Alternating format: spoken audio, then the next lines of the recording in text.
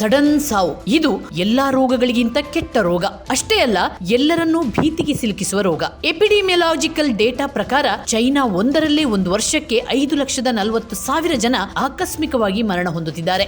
ಅಲ್ಲಿ ಈ ರೀತಿ 1 ನಿಮಿಷಕ್ಕೆ ಒಬ್ಬರ ಸಾವು ಖಚಿತ. ಸಡನ್ ಡೆತ್ ಕಾಡಿದಾಗ ಪುನರ್ಜೀವನ ಪಡೆಯೋದಕ್ಕೆ ಗೋಲ್ಡನ್ ಟೈಮ್ ಅಂದ್ರೆ ಕೇವಲ 4 ನಿಮಿಷ ಮಾತ್ರ. ಇನ್ನು ಕಾರ್ಡಿಯಾಕ್ ಅರೆಸ್ಟ್ ಅಂದ್ರೆ ಹೃದಯ ಸ್ತಂಭನ ಆಗಿಯೂ ಜೀವಂತವಾಗಿ ಉಳಿದುಕೊಳ್ಳೋರ ಸಂಖ್ಯೆ ಕೇವಲ 1% ಮಾತ್ರ. ಅಲ್ಲದೆ ಹೃದಯ ಸ್ತಂಭನಕ್ಕೊಳಗಾಗುತ್ತಿರೋರಲ್ಲಿ 43% ಜನ 40 ವರ್ಷಕ್ಕಿಂತ ಕೆಳಗಿನ ಯುವಜನರೇ ಆಗಿದ್ದಾರೆ. ಸಾಮಾನ್ಯವಾಗಿ ಹಠಾತ್ ಮರಣಕ್ಕಿಂತ 30 ನಿಮಿಷ ಅಥವಾ ಸ್ವಲ್ಪ ದಿನಗಳ ಮುಂಚಿತವಾಗಿ ನಮ್ಮ ದೇಹದಲ್ಲಿ ಕೆಲವು ವಿಚಿತ್ರ ಅನುಭವಗಳಾಗ್ತವೆ.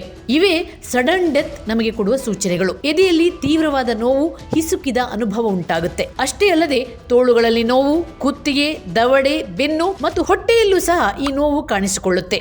ಎದೆ ನೋವು ಬಿಟ್ಟು ಬಿಟ್ಟು ಬರುತ್ತೆ. ಅತಿಯಾದ ಹೃದಯ ಬಡಿತವು ಹೃದಯಾಘಾತದ ಮತ್ತೊಂದು ಎಚ್ಚರಿಕೆಯ ಸಂಕೇತವಾಗಿದೆ. ನೀವು ವಿಶ್ರಾಂತಿಯಲ್ಲಿದ್ರೂ ಸಹ ಹೃದಯ ಬಡಿತ ಹೆಚ್ಚಾಗಿರುತ್ತೆ. ಈ ಸೂಚನೆಗಳು ನಿಮ್ಮ ದೇಹದಲ್ಲಿ ಕಂಡು ಬಂದಾಗ ಯಾವುದೇ ಕಾರಣಕ್ಕೂ ನಿರ್ಲಕ್ಷ್ಯ ಮಾಡಬೇಡಿ. ತಕ್ಷಣ ವೈದ್ಯರನ್ನ ಕಾಣಿ. ಆ ಮೂಲಕ ಮುಂದೆ ಬರಬಹುದಾದ ದೊಡ್ಡ ಅಪಾಯದಿಂದ ನಿಮ್ಮನ್ನ ರಕ್ಷಿಸಿಕೊಳ್ಳಿ.